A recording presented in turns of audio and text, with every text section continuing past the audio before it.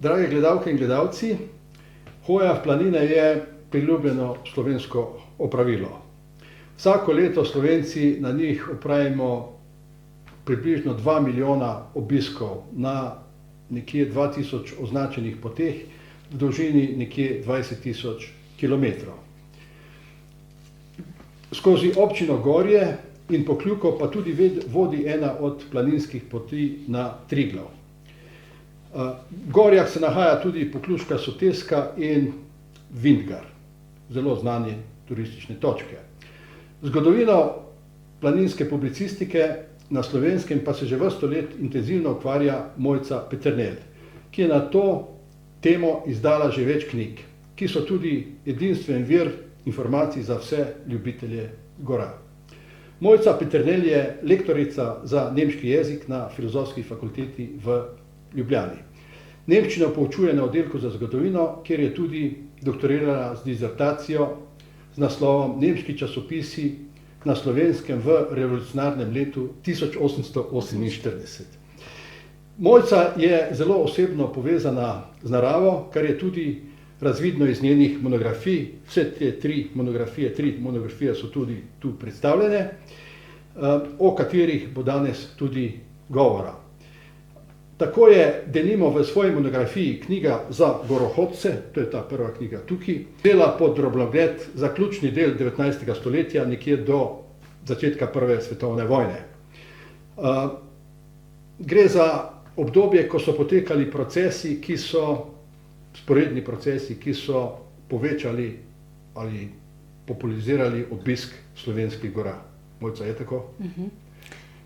Tako, ja. Tako. Mojca, kaj te je navdihnilo, da si začela pisati o zgodovini organiziranega planinstva na Slovenskem? Ja, torej moja domača vas leži pod vznožjem najvišje gore slovenske. Ta vas je? Dovje. Dovje? Dovje, tako. Tako da nekaj tega je tudi že v moji krvi. Moj oče pokojni je bil tudi gorski reševalec. In nekako tako, to se pravi, hoja v hribe je nekaj takega, kar me spremlja že dolgo časa. In potem na teh poteh srečujemo koče, hodimo po hojenih poteh in me je začela ta stvar zanimati, tudi kdaj se je to začelo tudi zapisovati. Kaj povej? No, mislim, katere največje izzive pa srečuješ pri brskanju po tem gradivu?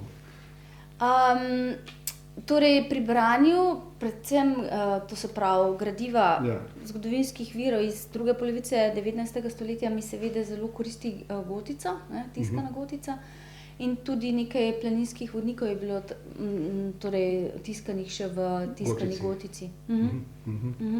Torej to so vodniki iz 1873, 1874 in tako od takrat naprej.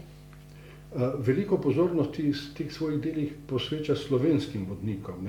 Mogoče da pojasnimo, da eno to so publikacije vodniki, potem pa imamo še gorske vodnike, tiste, ki vodijo po planinah, da se ne bo zmedla. Tako, ker zdaj tako, prvi slovenski vodnik Ocbekov iz leta 1894 je imel naslov Vodnik po Savinjskih Alpah in od takrat naprej so pač tiskani vodniki. Je pa res, da tista oseba, ki vodi nekoga, za to osebo uporabljamo, torej jo imenujemo vodič, čeprav je pa v gorskem svetu bolj priljubljena beseda vodnik. Recimo gorski vodnik je tudi poklic, ne?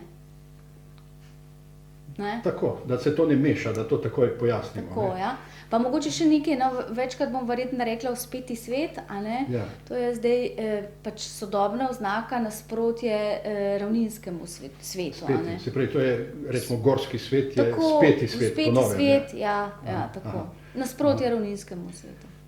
Zanimivo je, da je v Kobisu, tam, kjer se vodi informacijski sistem, koliko knjig je bilo izdano in drugih publikacij v Sloveniji, je okoli 500 vodnikov, se pravi publikacij, ki opisujejo poti v gore, speti svet, kot ti praviš, ampak ti si pa prva se nekako lotila zgodovino teh teh vodnikov. Ne? Kako je prišlo do teh vodnikov, kako so nastajali, a so bili prvi kaj slikovno opremljeni, a so bili kakšni tečaji za slikovno opremo ali kako se je urejalo to, kakšni pristopi so bili v začetku do teh vodnikov? Torej, prvi vodniki, to se pravi, jaz sem proučevala vodnike od začetka pa do tako kot si rekel, Prve svetovne vojne. Ja. Avtorji teh vodnikov so bili, bom rekla, visoko izobraženi, precej izobražene osebe, avtorji moškega spola seveda, ki so poleg svoje dejavnosti radi zahajali tudi v Alpe in so potem te stvari tudi zapisovali, a ne. In ti gorski vodniki so, torej tiskani vodniki so zelo prepričljivi, ker so avtorji te stvari sami doživeli, a ne. In pri branju vodnikov je šlo predvsem ne toliko za razglede, ker to so bolj ali manj taki kot danes, ne, iz vrhov, ampak je šlo predvsem, kako so avtorji videli takratno prebivalstvo, če so mogoče opisovali kakšno zgodovino in tako naprej, a ne. In zdaj, če rečem, ti avtorji, kot so recimo Jäger, ne, je avtor vodnika iz leta 1873 in je hodil seveda po alpskem svetu, je recimo bil ustanovitelj avstrijskega turistovskega kluba, a ne, in bil tudi potem urednik časopisa Turist. Potem recimo Ludwig Jane je bil sicer kemik in je zelo hodil po karavankah, a ne, in je pisal potem o tem območju.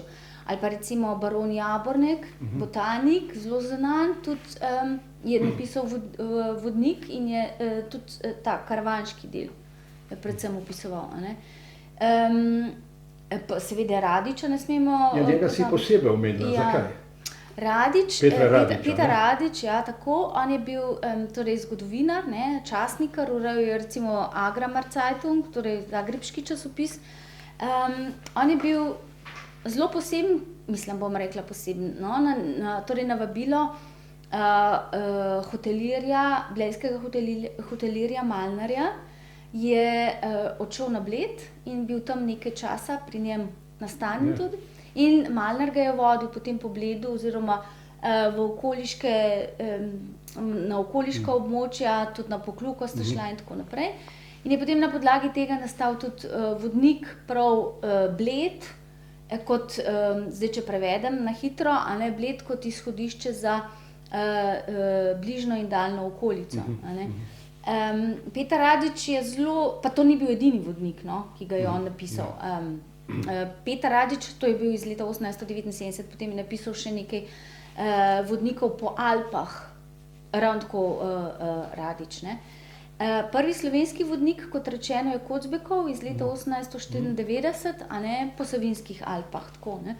No in zdaj, če nadaljujem, no, v zvezi, vodniki so, to so bile tako, bom rekla, knjigice takih dimenzij. Ja, in sicer zelo praktične za vsak žep, malo večji žep in za nahrbtnik, tako, ja. In tukaj imam zdaj vodnik, Rošnikov vodnik. Rošnik, recimo, je bil predsednik nemškega in avstrijskega društva tukaj, kranjske podružnice tega društva, a ne. In kot rečeno, ti vodniki so bili sprva, niso, ker si me vprašal o slikah in tako. Kako so bile likovne opremljene? Ja. So bile slike, niso bile slike? Na začetku ne, potem so bile mogoče risbe. Recimo en tak znan slikar je bil Pernhardt, ki je risal slike pač gora. No, kasneje seveda so pa potem ti vodniki tudi vsebovali karte, potem seveda slike koč in tako, ne. Vodniki so vsebinsko zelo, bom rekla, zanimivi, ker so običajno zgrajeni, torej njihova zgradba je običajno taka, najprej je kratek zgodovinski pregled tega območja, a ne, potem je odnos do prebivalcev, kakšen To bova še posebej obdelala. Okay. Potem seveda poti so zelo podrobno opisane, to je seveda pričakovano. No, potem je pa ob koncu so morda kakšne priloge v smislu tabel, in sicer ali so zdaj to cene navedene za vodnike, ali so cene za prevozna sredstva, ali mogoče celo, bom rekla, tabele slovenskih in nemških izrazov, a ne? To je bilo zelo uporabna stvar. Praktični nasveti. Ja.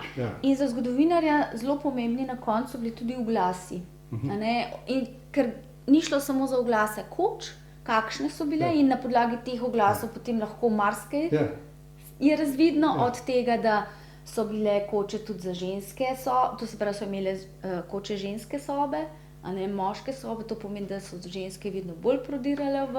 To me zanima, ker se mi zdi, ko sem listal tvoje knjige, se mi zdi, da je bila na prelomu iz 19. stoletja v 20. hoja v hribe predvsem domena moških. Absolutno. Ja, kako je s tem, kako se je gledalo sploh na pohodnike, sploh pa na ženske? Torej, že potem, da so bili avtorji planinskih vodnikov praktično sami moški. Ni nobene ženske, ki bi... Albina Hintner je bila ena izmed žensk, ki je tudi pisala in objavljala v podlistku Laibacher Zeitung, sicer je morda bolj znana kot Alba Hintner.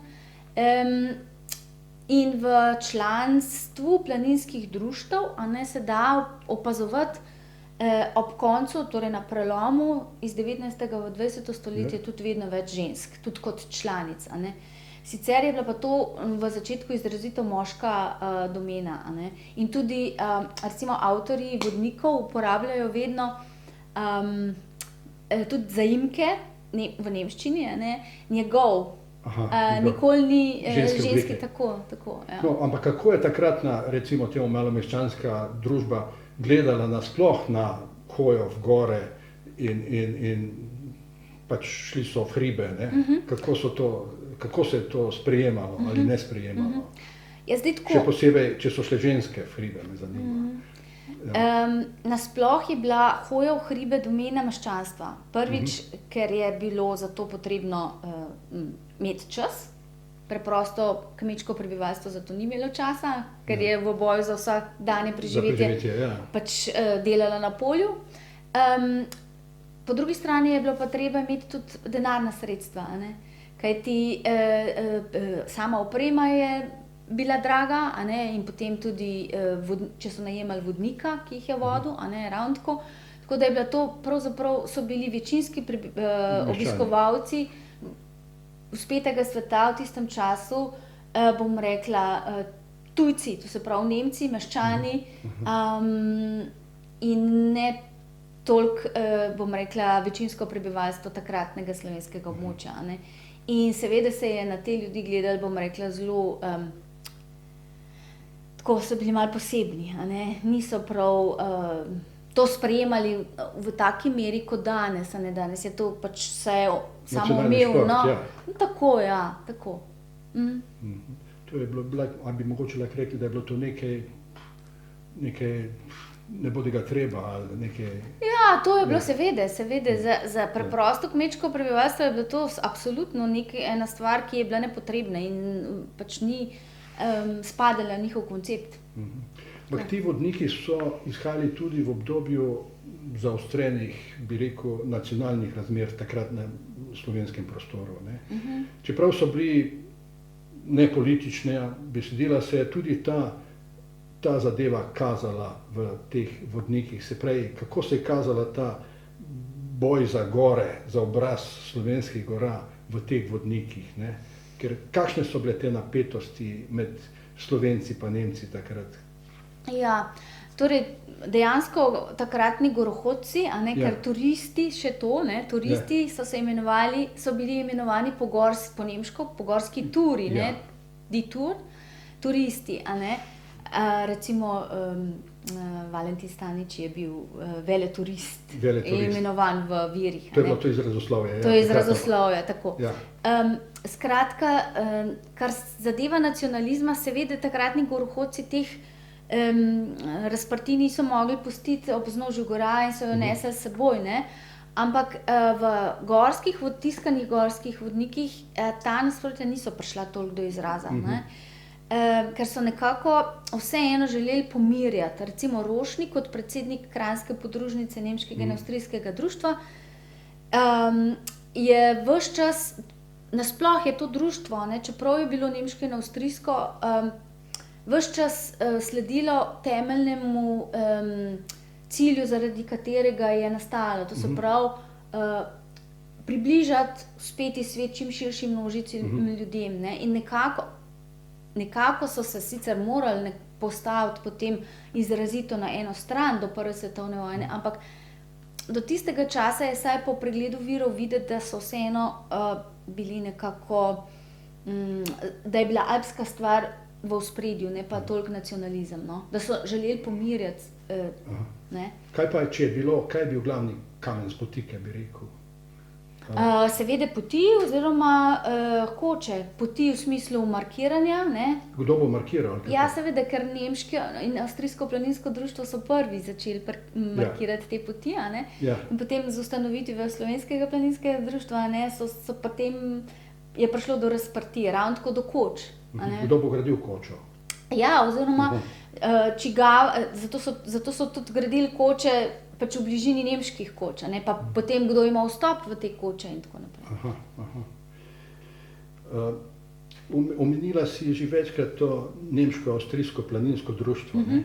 To društvo je imelo tudi nek svoj časopis. Ne? Osrednje glasilo, ja. Glasilo, v katerem so objavljali tudi podatke, koliko so financirali za kakšno gradnjo, kakšne poti, recimo. Ne? In sem zasledil notri, da so recimo do Vingarja dali leta 1894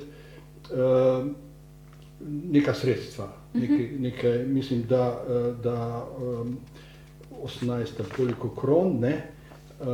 Kako je bilo s tem financiranjem teh poti?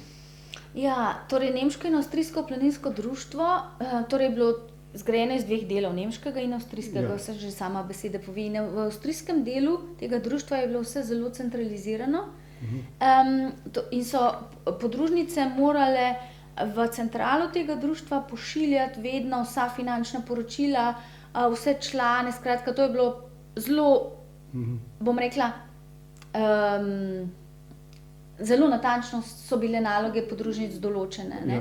No in tudi letna finančna poročila in to je bilo vse zelo transparentno objavljeno v tem osrednjem glasilu, imenovanem Mitteilungen. In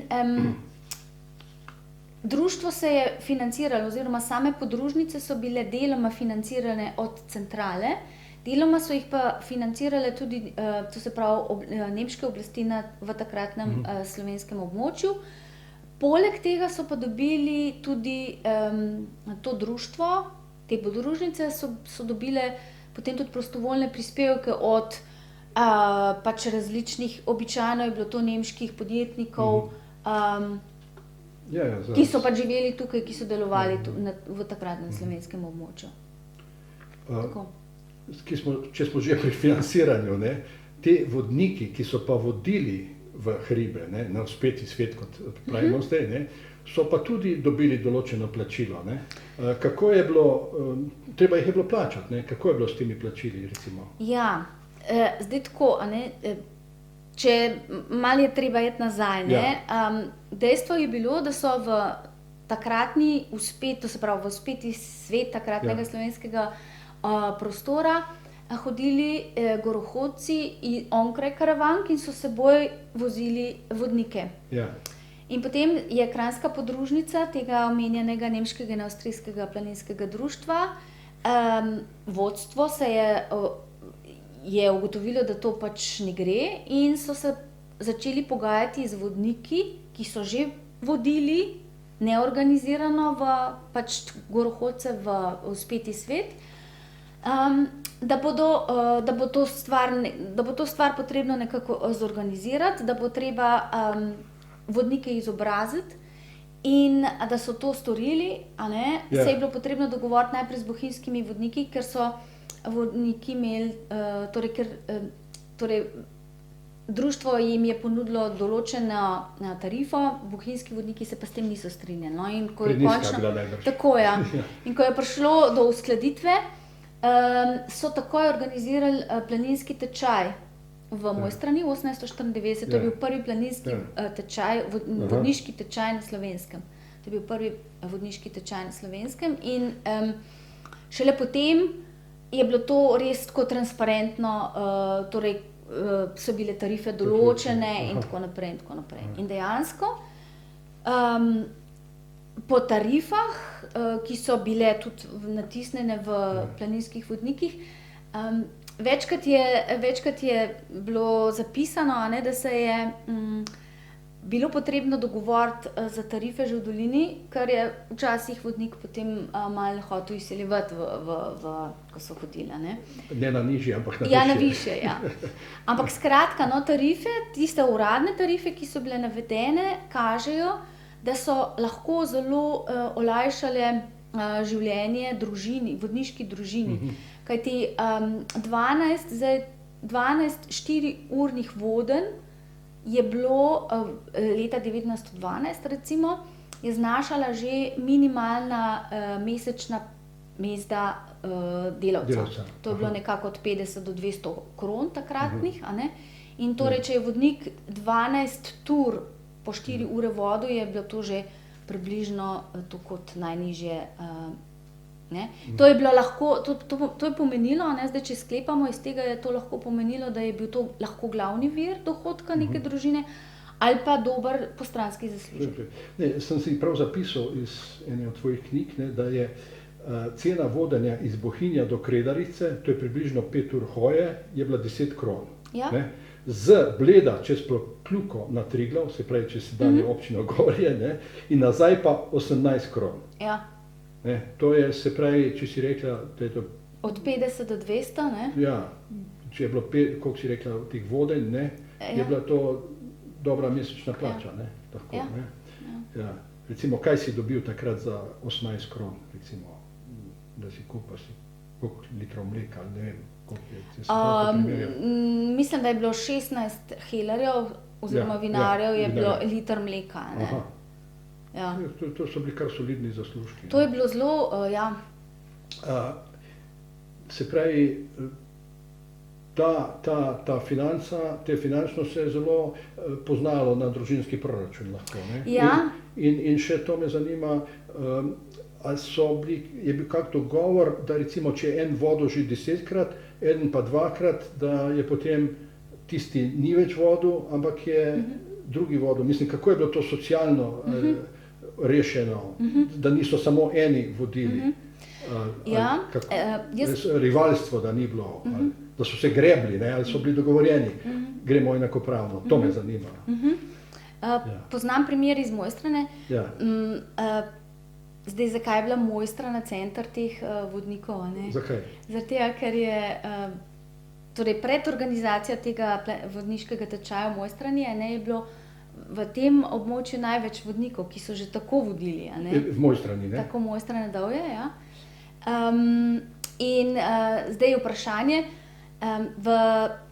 torej v gostilni Šmerc, to je v Mojstrani, zelo znana postojanka v tistem obdobju, tam je bil tudi organiziran ta tečaj planinskih vodnikov, je bila knjižica, vodniška knjižica, in v njej so vodili evidenco in so videli, ne, če je nek vodnik vodil že 10-krat, recimo. Ja, potem ni več smel voditi, je vodil drug vodnik, tako da je bilo vseeno to nekako uravnoteženo, ne, da ni torej služil samo en vodnik, ampak da so služili vsi, ki so bili tam. Se pravi, so se dogovorili, je bilo to korektno nekako. Ja, tako je. Omenila si ta tečaj za vodnike, ne, ki je bil. A je bilo kaj udeležencev iz Bleda oziroma iz zaledja Bleda, namreč Gorje, ker delamo to gorjansko kroniko, spada v zaledje Bleda, ne? A je bil kdo udeleženec iz tega območja? Je znano? Zdaj tako, ta prvi vodniški tečaj na Slovenskem je res bil, bom rekla, prelomen, no? Udeležili se ga je 13 vodnikov iz okolice, to se pravi Dovja Mojstrana, Kranjska Gora, ja, in tudi z Bleda je bil Plemelj. Anton Plemelj, mislim, da je bil Valentin Plemelj je bil. Torej od 13 vodnikov, ki so se udeležili tega tečaja, 3 niso znali brati, ampak samo eden ni znal nemško. Srečevali so se potem, to začel se je... 13 jih je bilo. 13, ja. Aha, ja. Torej ta tečaj se je začel torej sredine februarja in se so srečevali 5 koncev tedna. In sicer poučevali so se, poučevali so prvo pomoč, seznanjali so se z branji zemljevidov. Vmes so potem tudi, ko so imeli pavze, so potem tudi kuhali, tako da so znali ti vodniki tudi pripraviti kakšne stvari. In potem na koncu so opravljali izpit.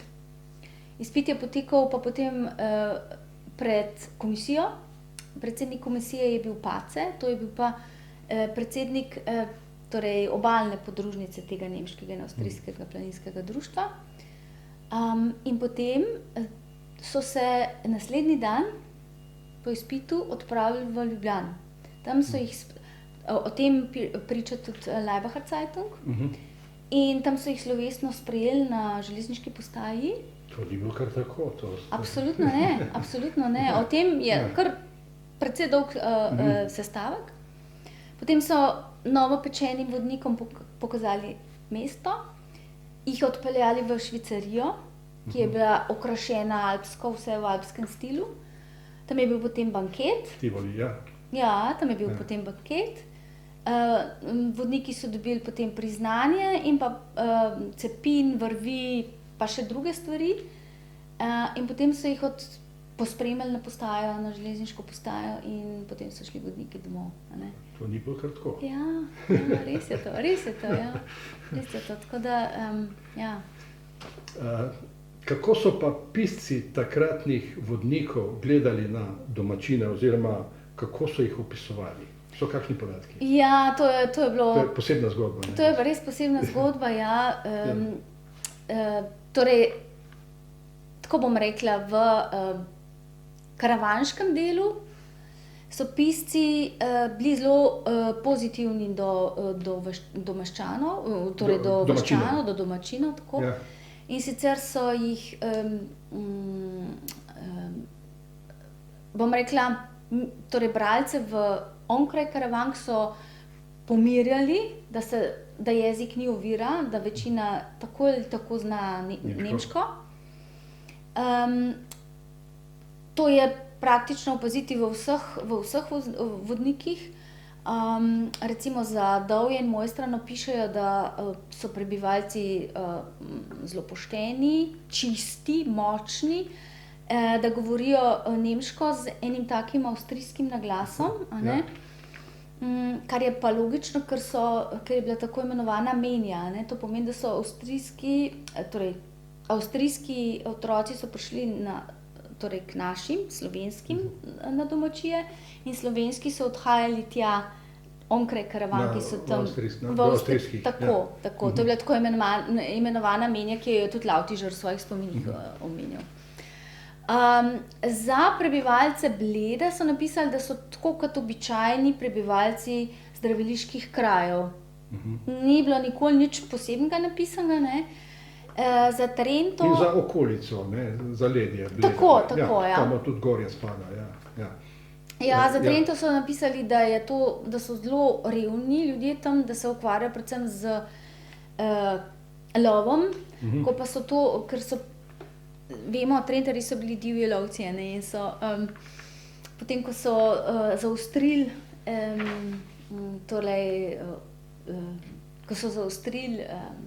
pogoje oziroma kazni, so se potem ukvarjali samo še z gozdarstvom, ampak prebivalstvo je bilo nasploh revno in nekje je bilo prebrati, da otroci uživajo v brezdelju in bom rekla fehtarjenju takratnih gorohodcev. Zelo zanimiv je pa potem opis bohinjskih ljudi, pa če smem prebrati. Daj, kakšen citat, ja. Kaj pravi? Piše, Bohinjec kot predstavnik krepkega in zdravega slovanskega življa je, tako kot vsi prebivalci odročnih krajev, nekoliko nokoren in zaverovan v svoj prav, čemur je treba dodati še kar precejšen občutek ponosa. Sicer pa je tako kot vsak kranjski kmet nepokvaren, pošten in dan. Znanje nemščine je pri starejših precej pogosto, pri mlajših razmeroma redko. Tako. Zanimivo. Ja, tako, zelo moram reči, ne, da so vsi ti vodniki tiskani bili izredno prepričljivi, tako kot sem že povedala, ne, ker so res njihovi avtorji te stvari osebno doživljali. Ja. Kakšna je bila pa vloga, zdaj bi malo še priskočil na vodnike, o katerih sva govorila, ki so vodili po hribih, ne? Kakšna je bila vloga, me zanima tu, lovcev in pastirjev pri vzpostavljanju in vodenju po planinskih poteh? Je bila tu kakšna vloga? Frišauf, znani Frišauf, je v svojem vodniku 1874, v tem prvem, pisal, da po hribih, takrat rekli smo, da se je prvi tečaj zgodil 1894, ne, to se pravi, to je bilo praktično 20 let prej, je zapisal, da po hribih takratnih, torej tukaj na takratnem slovenskem območju, so vodili lovci ali pastirji, če so imeli čas. Torej, so se lahko takratni gorohodci zanesli na lokalne pastirje in lovce, ampak samo v primeru, če so imeli čas. Dejstvo pa je, to je pa treba res poudariti, da so že v preteklosti, recimo Ake, je pisal, da v gore hodijo samo tisti, ki gore poznajo, torej lokalni, oziroma v spremstvu nekoga, ki to pozna. Že od takrat je bila ta zavest, da gore niso kar nekaj, da je potrebna odgovornost za obisk hribov, imeti s seboj tudi nekega vodnika. Nekega vodnika, ja. Pa verjetno so lovci bili tisti pastirji enih prvih pohodnikov, bomo rekli. Absolutno. Torej ne gre to za neko novotarijo, ampak te planinske poti so že stoletne poti. Absolutno. Kajti treba je vedeti tudi, da praktično uspeti svet, ali pa bom rekla svet nad gozdno mejo, je bil svet za večina ljudi divjih skal, nevarnih poti in pa mogoče divjih lovcev, ki so pač tja gor hodili. Gozd je bil recimo v tistem času pomemben samo zaradi torej lesa, smole, mogoče gozdnih sadežev, drugače pa ta svet ni bil prav, bom rekla, niti poznan, niti priljubljen. Nekaj neznanega. Tako. Šele po tem času. Mogoče se še na Bled malo vrneva, pa njegovo okolico, zaledje. Na Bledu je namreč konec 19. stoletja deloval zdravilec Arnold Rikli. Po podatkih se ni najbolj razumel z domačini, imel pa je, po nekaterih podatkih, imel pa je neke utečene sprehajalne poti po okolici Bleda za svoje ljudi, ki jih je pač tam zdravil. A je kakšen podatek o tem zaslediti? Torej v Radičevem vodniku iz leta 1879 tega pač še ni bilo, verjetno je bilo to prezgodaj. V Rošnikovem vodniku iz leta 1906 je pa omenjen Rikli, torej Riklijevo zdravilišče kot svetovno znano zdravilišče, sicer pa je avtorja bolj zanimal uspeti svet, ne toliko samo bližnja okolica. Bled in bližnja okolica samo kot izhodišče, ne pa da bi se zdaj posvečal temu območju. Ja, prej sva že omenila, da se omenja predvsem ta pot čez Pokljuko na Triglav, ker je vodič, sem si prav zapisal, zaračunaval 18 kron. To sva že govorila. Radič je recimo v svojem vodniku pa vendarle omenjal gorje na poti v Krmo. pa na poti potem na Pokljuko. Na Pokljuko, Šel, ja. Ali imaš mogoče še kakšno posebno anekdoto povezano s tvojimi knjigami in bralci? Anekdoto ravno ne, ampak moram pa reči, da je bilo predvsem branje vodnikov v delu, kjer opisujejo prebivalce. To mi je bil, tako bom rekla, izredno zanimiva stvar. No? In zabavna, verjetno. Ja, precej, sploh kar zadeva mojih koncev, ne? Mojstrana in Dovje. Tukaj se mi je zdelo zelo zanimivo. No? Ali lahko potegne sporednice z današnjim časom? Je to? So zadeli? Ja, mislim, da ja. Je pa res, da nemščina ni več tako, bom rekla, splošno znana. Tako, ja, nemščina je precej... Se ne ve, angleščina je zavladala. Kako pa ti ocenjuješ pohodništvo, kako se je v zadnjih letih spremenilo, kakšne trende opažaš tukaj? Ja, prej sem že omenila, da so poudarjali avtorji vodnikov, torej odgovornost, to se pravi, da imajo vodniki s seboj, to se pravi, da imajo gorohodci s seboj vodnike, ustrezna oprema že pri AKJ-ju, No, zdaj, ko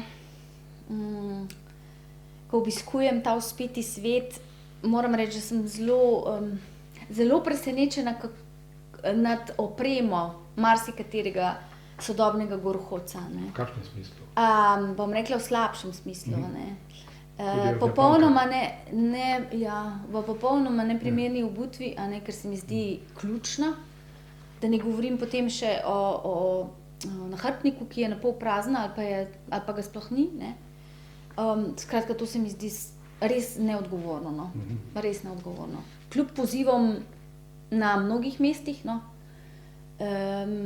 Se to dogaja pogosto? Se to dogaja zelo pogosto. Tako pri tujih kot pri domačih. Kako pa vidiš vlogo planincev pri varstvu narave in pri varstvu gorskih ekosistemov? Se kaj ukvarjaš s tem? Ja. Kaj so tvoje nadaljne tudi poteze pri ukvarjanju z gorskim svetom, s petim svetom, kot praviš? S petim svetom, ja. To je pa ravno stvar, s katero se zdaj ukvarjam. Namreč vsa ta prizadevanja po okoljevarstvu in skrbi za živali, rastline, pa ne samo v spetem svetu nasploh, so bila znana že v tistem času, na prelomu stoletja. Moram reči, da se je nemško in avstrijsko planinsko društvo zelo ukvarjalo s tem, zelo je apeliralo na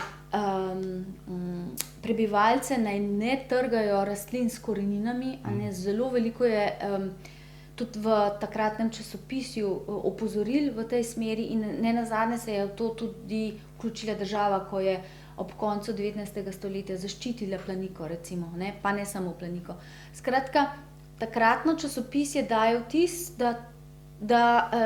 in tudi članki, ki so bili objavljeni, bi jih z malo, bom rekla zdaj, popravki brez problema lahko objavljalo tudi sodobno časopisje. Skratka, ta ekološka zavest je bila prisotna. Ja, je bila zelo prisotna. Zelo, tudi recimo, kar zadeva koč, kako torej smeti in tako naprej in tako naprej. Tako da res to niso stvari, ki bi bile neka novotarija. Novotarija. Čeprav, kot kaže, človeštvo ni najbolj učinkovito pri tem. Ne mislim na hribe, samo mislim generalno na vse, kar se počne.